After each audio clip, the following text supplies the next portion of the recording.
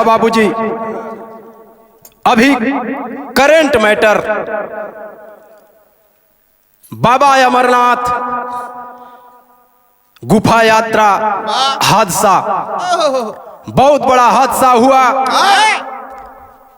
बादल फटा और पानी के सैलाब में तमाम दर्शनार्थी बह गए। यहां भूमिका से लाइन मास्टर।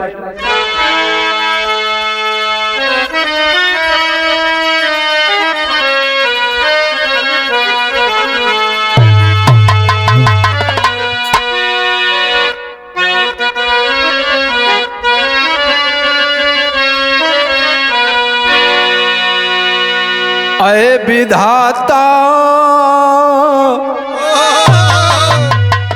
अये विधाता, समझ कुछ न आता सदा, सतमार्गी सतमार्ग से क्यों दिखाते हो बाधा,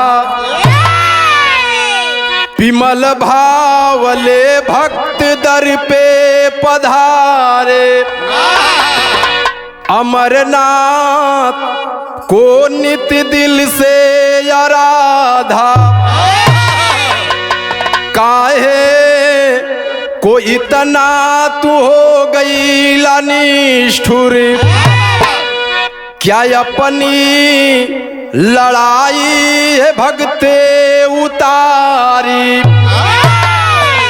राम सेवक विधाता रहम अब से कीजो,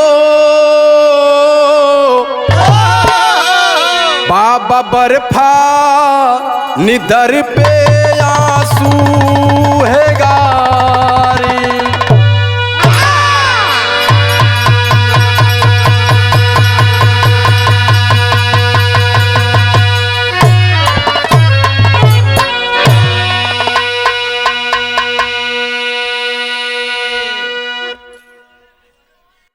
एक लाइन कव्वाली का टुकड़ा मास्टर।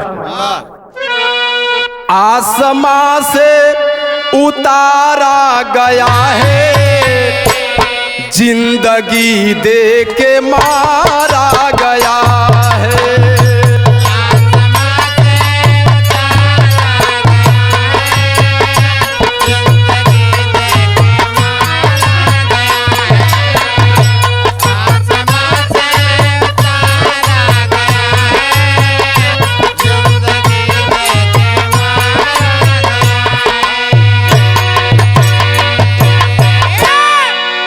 लेकिन भाव लिखल गया कैसे?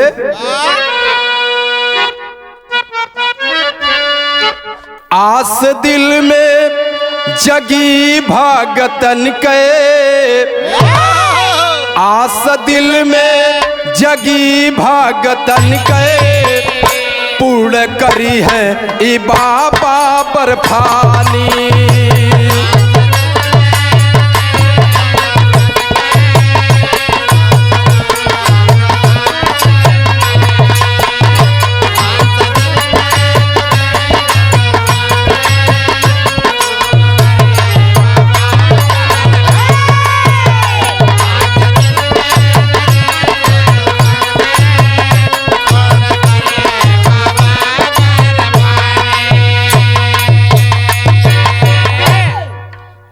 बाबूजी। बात का शुरुआत ही हमें से हो गई मास्टर। नज्म के लाइन में लिखल गई कैसे?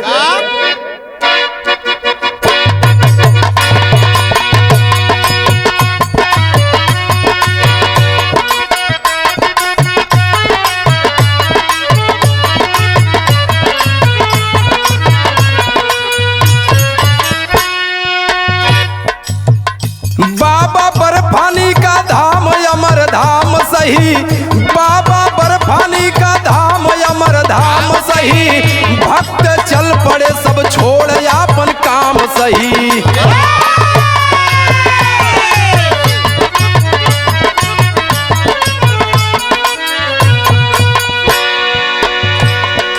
देश और विदेश के श्रद्धालु सभी आए हैं, देश और विदेश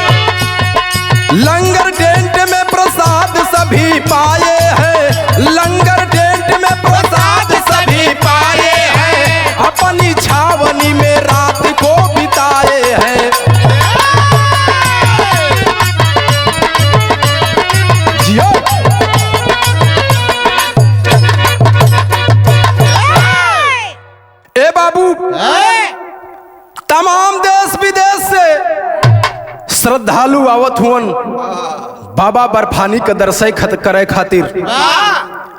चल के बाबा अमरनाथ का दर्शन करल जाई, धन्य हो जायल जाई, आपन दुख सुनावल जाई। देश विदेश से भक्त पहुंचल हुअन। शाम के वक्त सब भक्त लंगर में भोजन करत हुअन। भोजन कैला के बाद अपने अपने टेंट में, अपने अपने छावनी में जाके लोग सोवत हुअन। सोचत हुअन, दिल में आस जुटौले हुअन कि भगवान से अर्जी करल जाई, विनती करल जाई, अपन दुख सुनावल जाई। लेकिन होत का मास्टर है, एक लाइन गीत हो।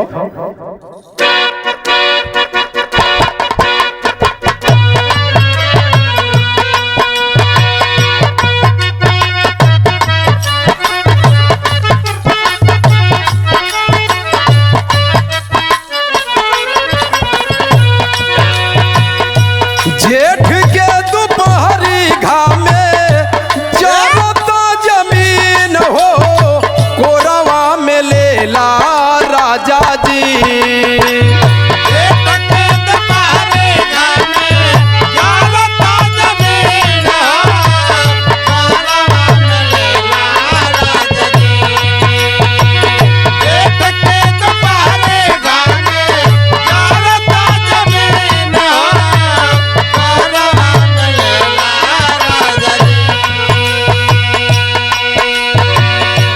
या बही पानी का मशीन हो, कोरवा में लेला राजा जी।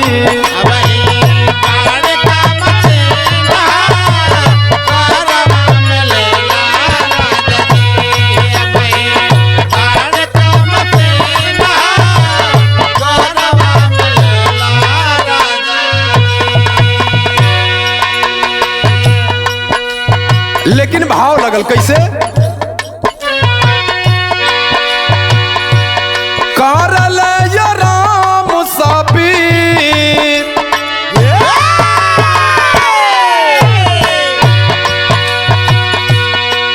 कारल या राम साबीर, शिविर में जाई हो, आरमा पुजाई हमरो।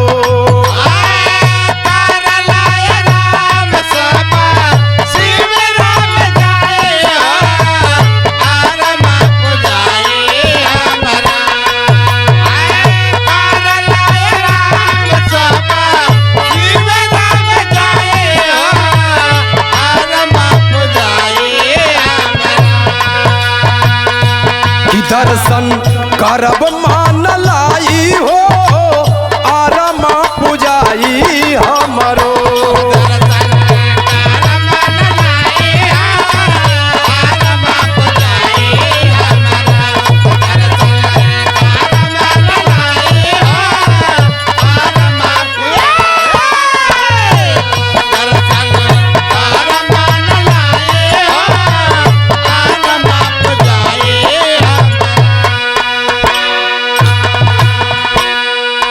लोग सोचत हुअन, आराम करत हुअन, अपने अपने शिविर में ठहरल हुअन, सोचत हुअन कि दर्शन करल जाई।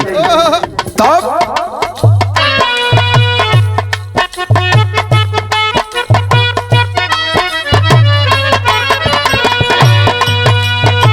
श्रीनगर में भारी बारिश का चेतावनी।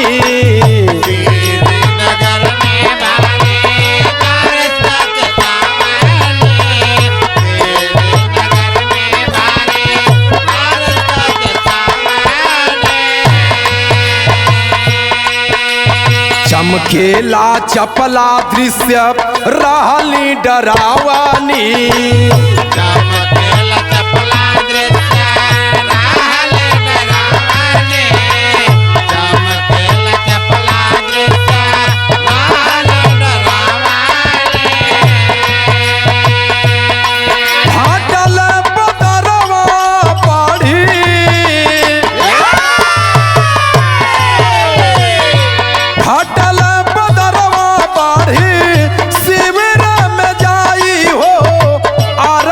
पुजाई हमरो।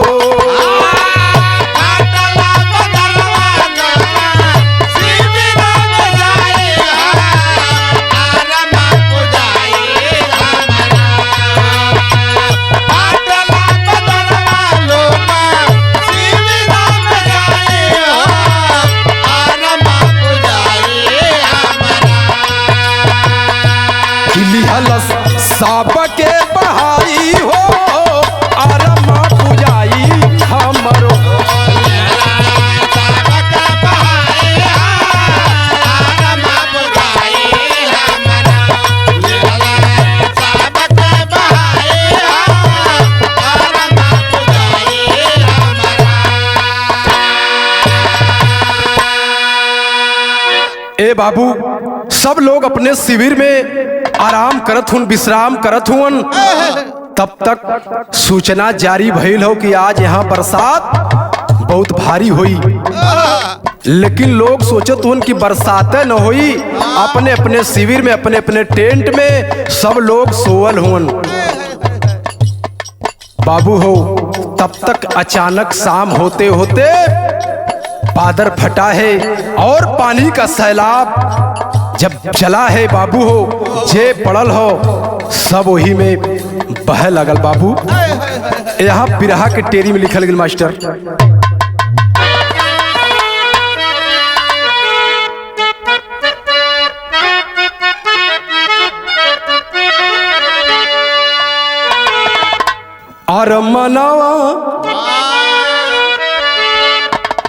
अरमनवा सब कर पानी में बहल, करुणा मई सब कर बरसे लाना यनवा यरना यनवा यरना यना।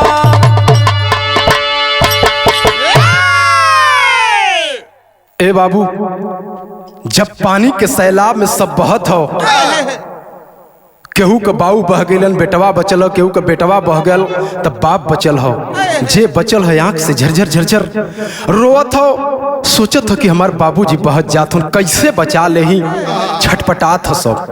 लेकिन धीरे धीरे भैया हो, घटनावा भइला के बाद जब घर की ओर खबर गई टीवी टेलीविजन के माध्यम से, जब खबर लगल तो यहाँ विदेशिया के लाइन लगल मास्टर,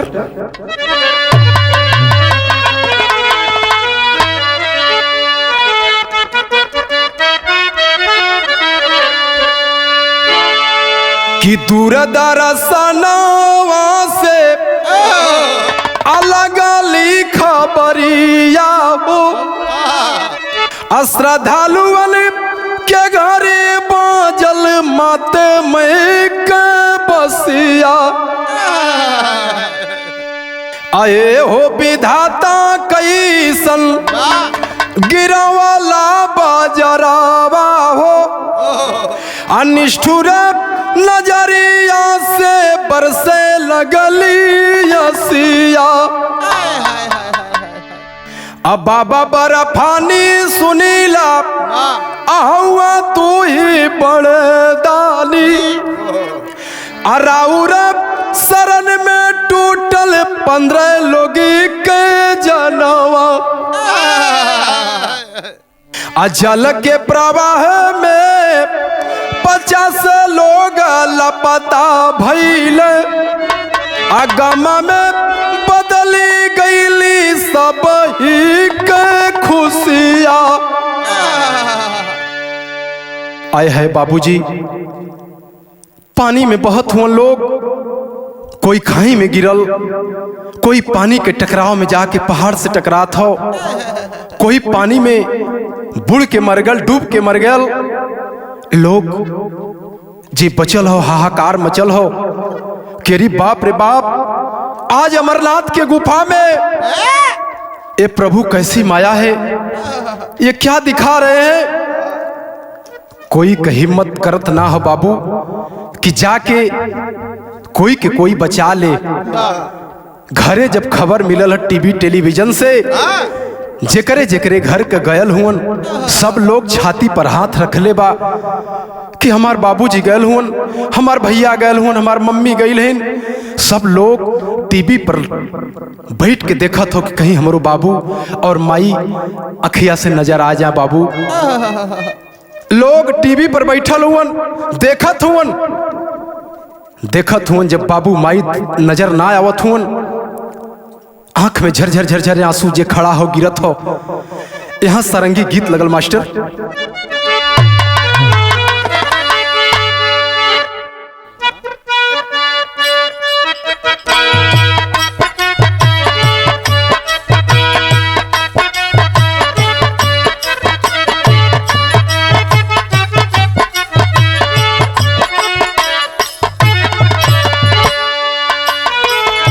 बाबू हो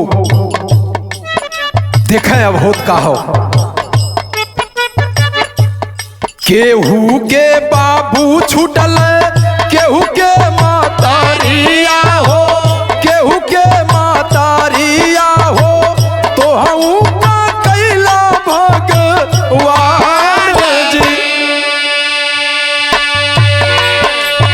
एनडीआरएफ वाले पहुँचे जावा नावा हो, पहुँचे जावा नावा हो, सबके निकाल श्री मान जी। ए बाबू हो, केहू का माई डूब गईलन, केहू का बाबू। जब वहां एनडीआरएफ की टीम पहुंचल हो, सबके पानी से निकाले बदे लाश जब निकालल जात हैं, खोजल जात हैं कि के कहां फसल हो बाबू हो, तब रहली भयावह सीना प्रलय के घड़िया हो, प्रलय के घड़िया हो, जम्मू कश्मीर भैमा सार जी। आए है बाबू, सीन देख के लोग थर थर थर थर कांपत हुवन, आंख से आंसू गिरावत हुवन। एकदम पूरा अमरनाथ की नगरी बाबू हो एकदम मसान बन चुकी थी, श्मशान घाट की तरह बन गया था। तब दर्शन कया से सबके दिलवे में राही गईले, दिलवे में राही गईले, अब ही माया से था लवान जी। ए बाबू, लेकिन भगवान तो भगवान, लोग गैलवन दर्शन करे, वही भी आस्था हो कि भगवान के दर्शनवा कै लिहल जा, लेकिन 50 लोग लापता हुन। पेपर में देखे के मिलल कि 50 लोग लापता हुन और 15 लोग मृत पावल गल हुन। अभी खोजल जात हुन, कितना लोग लापता हुन भगवान ही जाने। जब टीम एनडीआरएफ का लाश निकाला लगल बाबू, जब लाश सुतावल गईलिन, लोग देख देख के कांपत हुन कि कब यहां से हमने घरे निकल जाल जा बाबू हो, कब यहां से घर चला जाल जा। तब यहां एक लाइन गीत हो मास्टर, कैसे?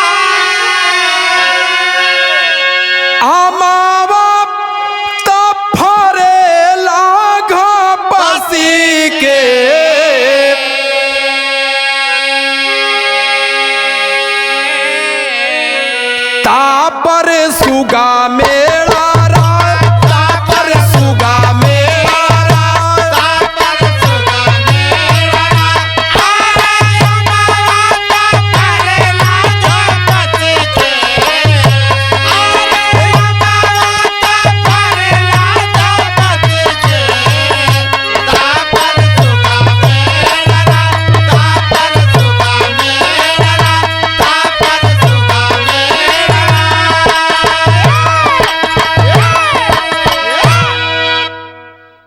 लेकिन भाव कितना सुंदर हो। 85 लोग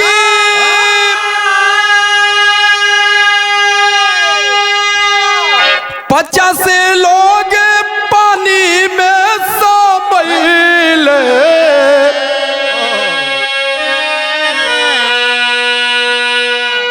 85 लोग पानी में सबैले, आजे कर पता नहीं बा, जेकर पता नाही बा, जेकर पता नाही बा, अरे पगला पानी में सबैले, पगला पानी में सबैले, जेकर पता नाही बा, जेकर पता नाही बा, जेकर पता नाही बा।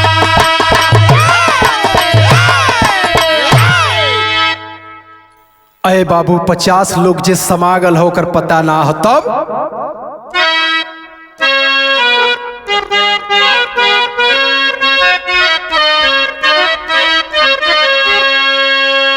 एहो भगवान, एहो भगवान, अब त टूटी जाई ससिया।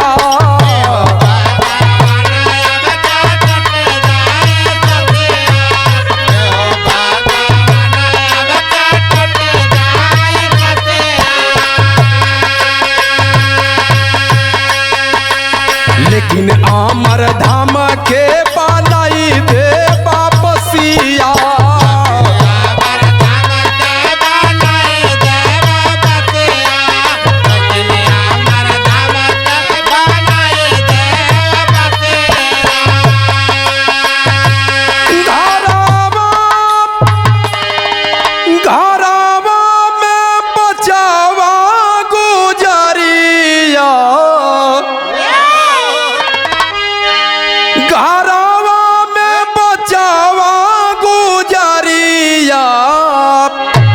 सुनी जई है पागला,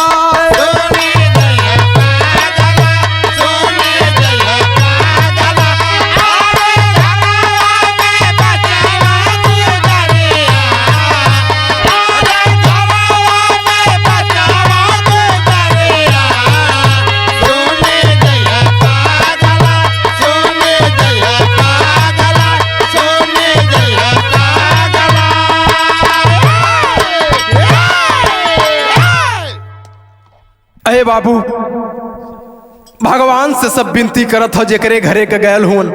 हे प्रभु हमरे यहाँ हमार बाबूजी गैल हुन, मम्मी गैल हिन, कुशल पूर्वक घरे आ जाए बाबू भगवान। लोग यह कहत हुन, सोचत हुन। तब तक बाबू धीरे धीरे खबरिया पहुंच गई कि के गुजरल हो, केकरे घरे का आदमी का मृत भयल हुन, के पानी में डूबल हो। मास्टर पहपट के लाइन बा।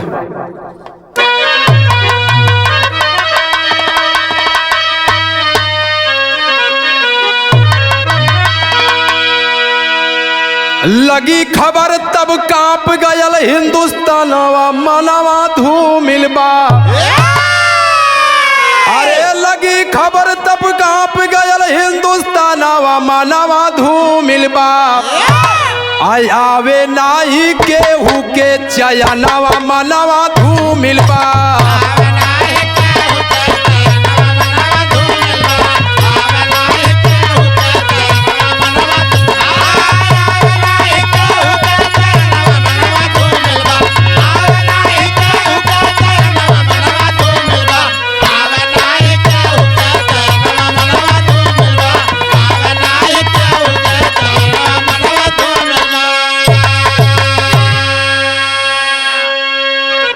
अरे प्रधानमंत्री नरेंद्र मोदी भारी दुख जताए हो। अमित शाह अन्य नेता सुविधा उपलब्ध कराए हो। प्रधानमंत्री नरेंद्र मोदी को पता चला है, खबर मिली है, गम में भर गईलन बाबू।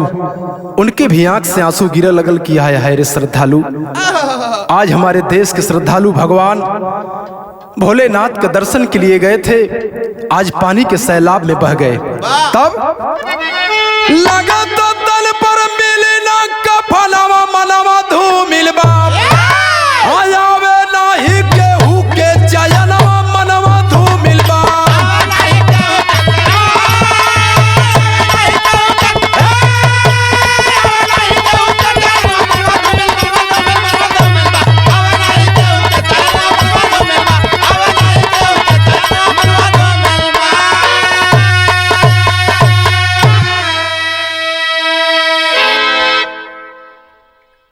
ए बाबू जब खबर मिली है, सरकार को तमाम व्यवस्था वहां पर मुहैया कराया गया। लेकिन बाबू हो जे वहां बचल सोचत हो कि लगत हो कि तन पर कफन न मिल पाई, लगत हो बिना कफन में कहमान एहरा सड़ जायल जाई, गल जायल जाई। तब अल्लाह का लाइन लगल मास्टर।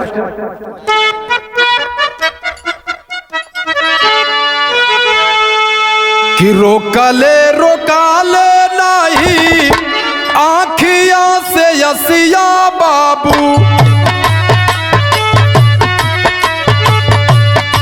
सब ही के परिजन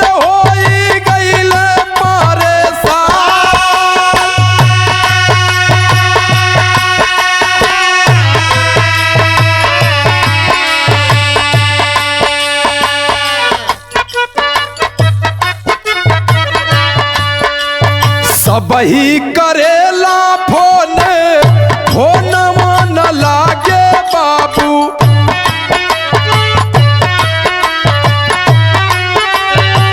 माई बाबू कहे का कैला भगवान।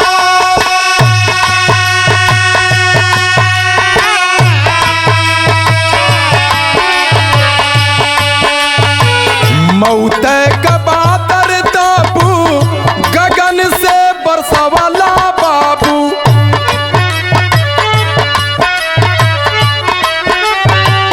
श्रद्धालु का जिंदगी हो गई बीरा।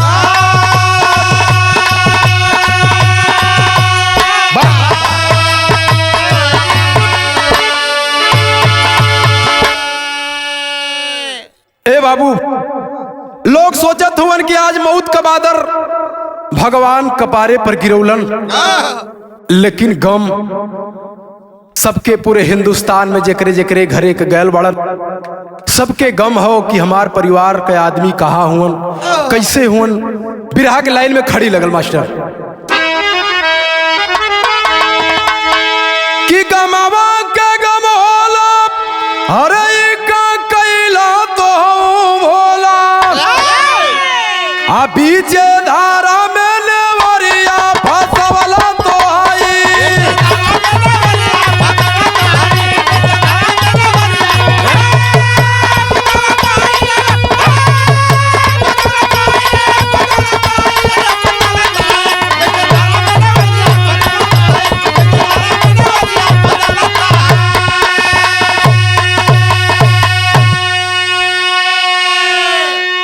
अरे लेकिन एक मन खुद ही हर समझावे, आहार के चरलिया में रहिया लगावे।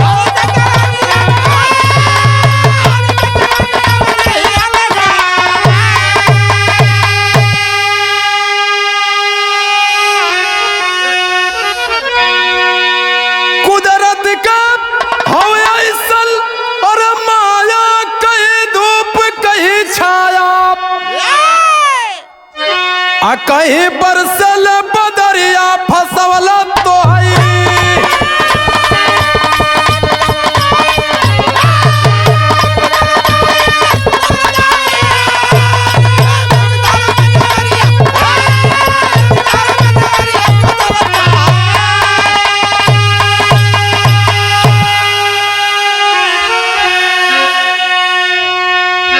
हे भगवान, कहीं गम तो कहीं खुशी, आज पीछे धारा में हमन के बोर देला। प्रभु ऐसा ना करे कि चाहत रहल के आइए दर्शन, आपका दर्शन करे। जब ऐसे ही बादर फटी, पहाड़ टूटी, तो तोहरे दरवाजे पर कोई न आई प्रभु, कोई न आई। तो गुरु बिहारी गुरु सरजू, काशी भी डूब गई गम में।